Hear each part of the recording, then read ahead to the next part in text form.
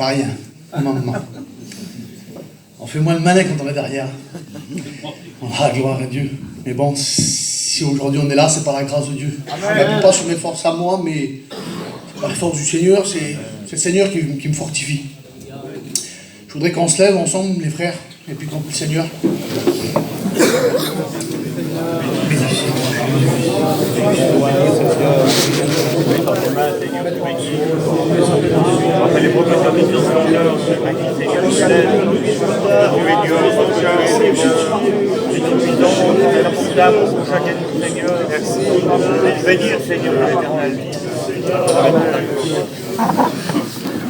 Gloire à Dieu.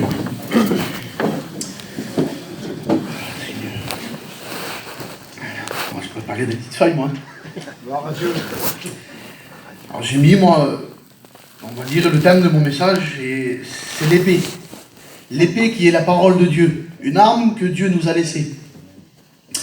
On va prendre un texte ensemble, mais ce texte, il se trouve dans Éphésiens.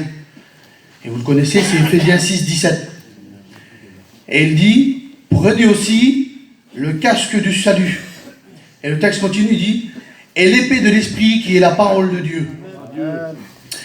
Et mes frères, j'ai mis ça moi, sachant prendre l'épée qui est la parole de Dieu, car c'est avec sa parole qu'on portera des victoires. C'est avec sa parole qu'on triomphera sur Satan et toutes ses ruses. Et dans Éphésiens, au verset 12, il nous dit, car nous n'avons pas à lutter contre la chair et le sang, mais contre les dominations, contre les autorités, contre les princes de ce monde de ténèbres, contre les esprits méchants dans les lieux célestes. Alors mes frères, prenons l'épée, combattons, mais combattons avec la foi dans nos cœurs. Combattons avec la foi dans nos cœurs, car si un jour on a reçu sa parole, c'est par la foi, parce qu'on a cru en Dieu. Amen. Alors je voudrais dire ça moi, et toi aussi ma soeur, prends l'épée qui est la parole, car l'ennemi de notre âme veut te faire du mal aussi à toi. À toi aussi il t'a réclamé pour te gribler. Il t'a réclamé aussi pour te gribler. C'est sûr que c'est pas toi demain qui va prêcher, ma soeur. Mais tu as le droit aussi, toi, de combattre l'ennemi. Tu as le droit aussi de prendre l'épée, de combattre l'ennemi. Ne laisse pas avoir la victoire. Et mes frères, je voudrais vous dire, moi, laissons pas Satan, laissons pas l'ennemi nous détruire. Lui, quand on peut, montrons-lui qu'on peut tout par celui qui nous fortifie. Amen. Parce que lui, il ne va pas nous faire de cadeau.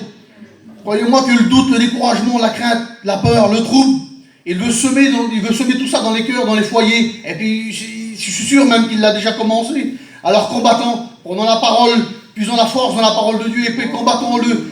Il y a un texte qui dit dans la parole, résistez-lui d'une foi ferme, et il s'enfuira loin de vous. Je voudrais vous parler, moi, d'hommes qui ont combattu avec l'épée. On va prendre un texte. Ça se trouve dans 2 Samuel, au chapitre 23.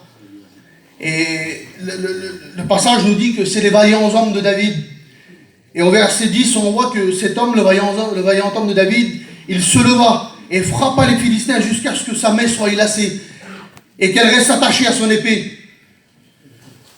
Et puis moi, je voudrais vous dire, j'ai un autre texte aussi qui peut après ça avec ça.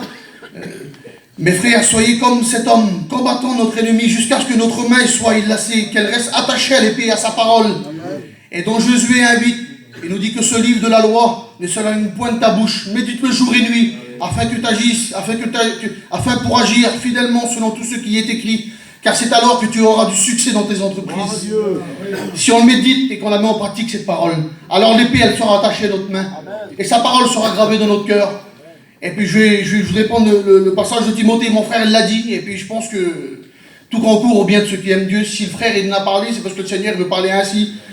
1 Timothée 4,15 nous dit, occupe-toi de ces choses, donne-toi tout entière à elles, afin que tes progrès soient évidents pour tous. Et au verset 16, il dit, veille sur toi-même et sur ton enseignement. Persévère dans ces choses, car en agissant ainsi, tu te sauveras toi-même et tu sauveras ceux qui t'écoutent. Amen. Si on persévère dans la parole, si on s'occupe de toutes ces choses, eh bien, le Seigneur nous bénira. Et puis, le texte dit, tu te sauveras toi-même. Eh bien, avant de prêcher, avant de vous apporter cette parole, je me l'ai apportée à moi. Et puis, si la parole, elle me bénit, je me sauverai. Mais avant de pouvoir vous donner, il faut recevoir. Et si le texte dit, veille sur toi-même, et tu te sauveras toi-même et ceux qui t'écoutent. Alors moi, je vais vous encourager, je vais vous mettre en garde contre l'ennemi.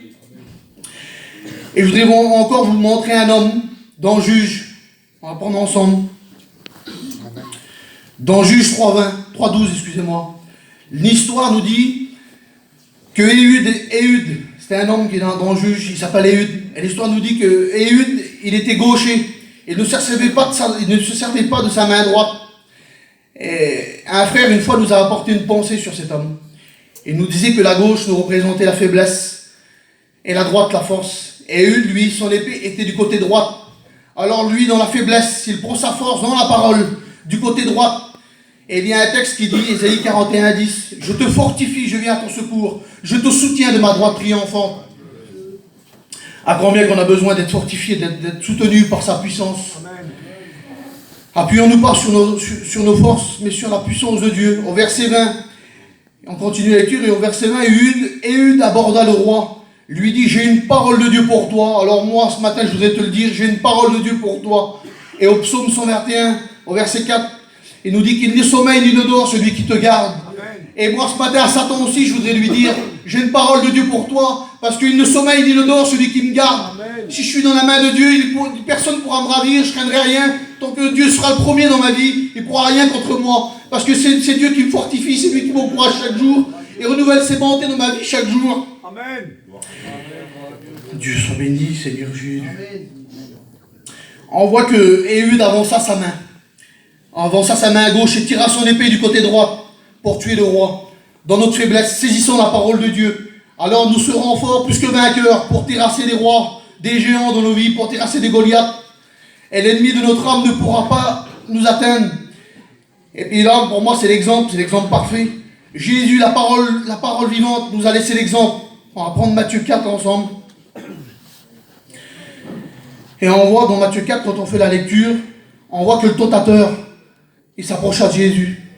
Et il lui dit, si tu es le Fils de Dieu, ordonne que ces pierres deviennent des pains. Jésus lui répondit, Jésus met la parole en avant là. Amen. Bien qu'il était Fils de Dieu, il met la parole en avant. Et Jésus lui dit, l'homme ne vivra pas de pain seulement, mais de toute parole qui sort de la bouche de Dieu. Amen. Et puis j'ai mis, moi, dans toute sa divinité qu'il avait, il s'est servi de la parole. Par 3 fois, il a répondu à Satan, il est écrit. Pourtant, lui, le Fils de Dieu, aurait pu se passer de ça. Il aurait pu se passer de ça, c'était le Fils de Dieu. C'est dans toute sa divinité qu'il avait, là, dans toute sa puissance. S'il aurait voulu, il aurait pu le terrasser. Mais non, il nous montre qu'il faut combattre avec sa parole. Et répondons à Satan avec la parole de Dieu. Combattons-le avec l'épée. Appuyons pas sur nos forces. Je me répète peut-être dans mes mots. Mais combattons Satan avec la parole de Dieu. Amen. Et prenons par-dessus tout le bouclier de la foi. Que Dieu vous bénisse, on prie ensemble. Amen. Seigneur, je veux bénir ton nom. Je veux te dire merci, Seigneur Jésus-Christ. Merci pour ta bonne parole qui a béni mon cœur, Seigneur Jésus. Seigneur, maintenant je te dis merci pour tout. Je glorifie ton nom, Seigneur Dieu. À toi soit la gloire, Seigneur mon Dieu. Merci pour tout. Amen. Merci, Seigneur. Amen.